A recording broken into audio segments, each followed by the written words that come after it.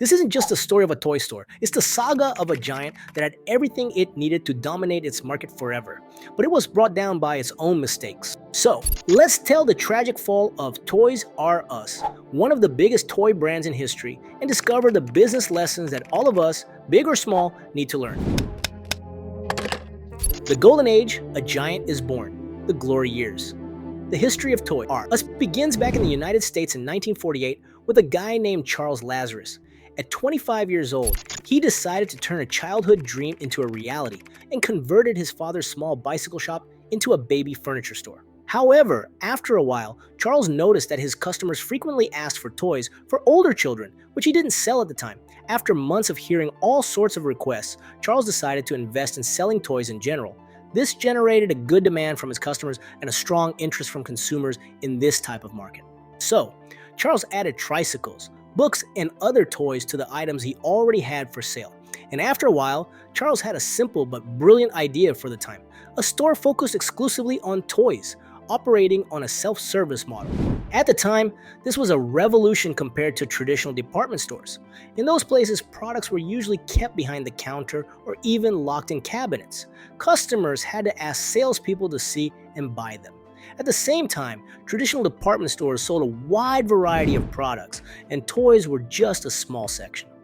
The self-service model at Toys R Us changed everything. It allowed children and their parents to walk around freely, touch the toys, and choose what they wanted, transforming the purchase into a fun and interactive experience. Imagine being able to walk down the aisles and choose your own toys.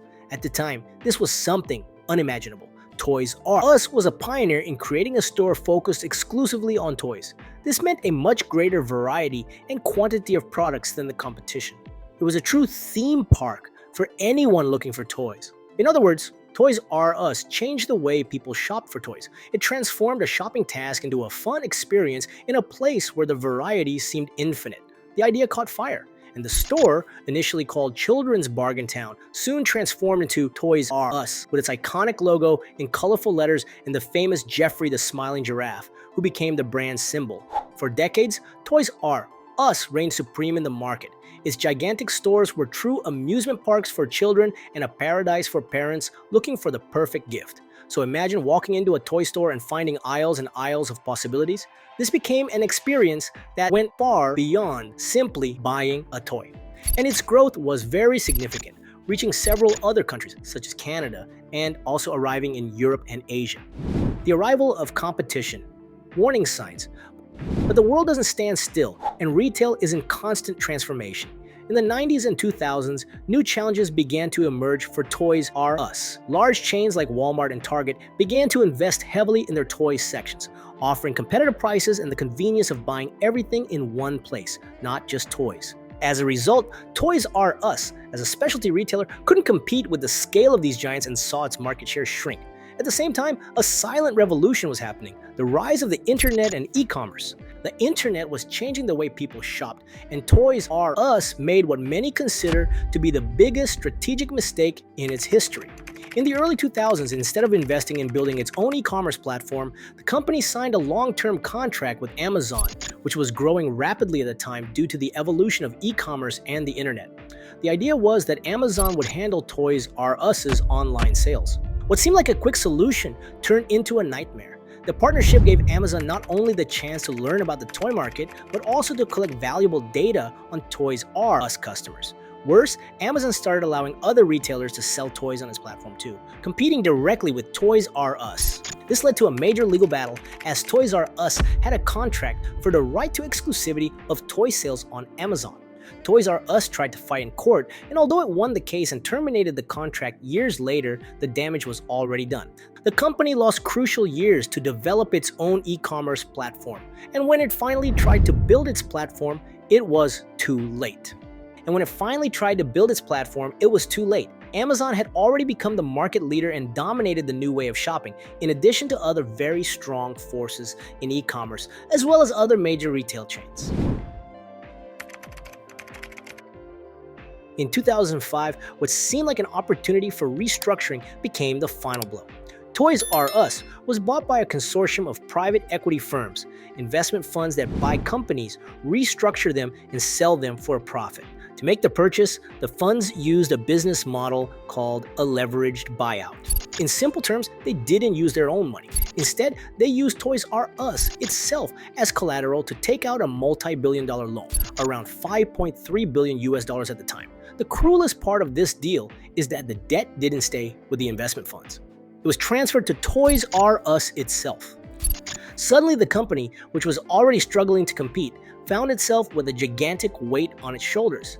From then on, Toys R Us had to generate enough revenue not only to stay afloat and compete with Amazon and Walmart, for example, but also to pay billions in interest annually due to the loans. This crushing debt prevented the company from investing in modernizing its stores, in advertising, and in its e-commerce strategy. In other words, the top priority became paying the debt and no longer selling toys.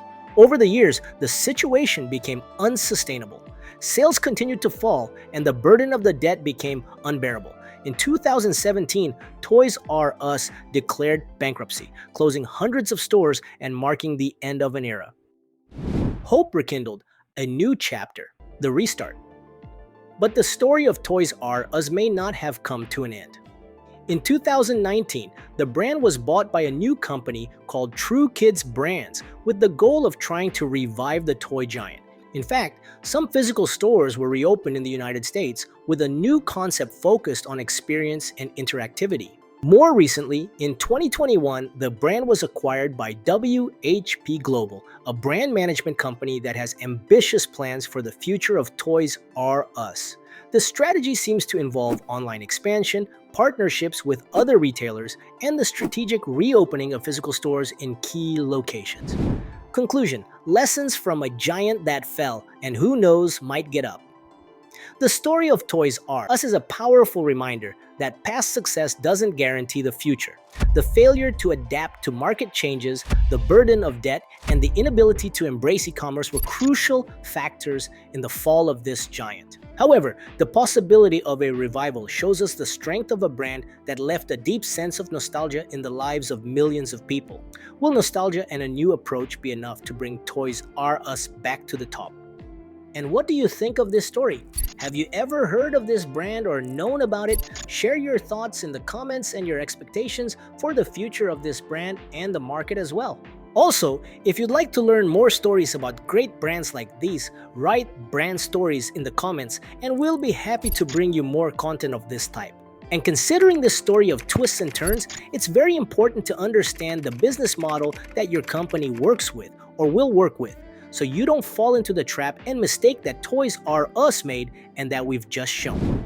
To do this, watch this video that explains all of this practically and directly by clicking this button above or the link we left in the description.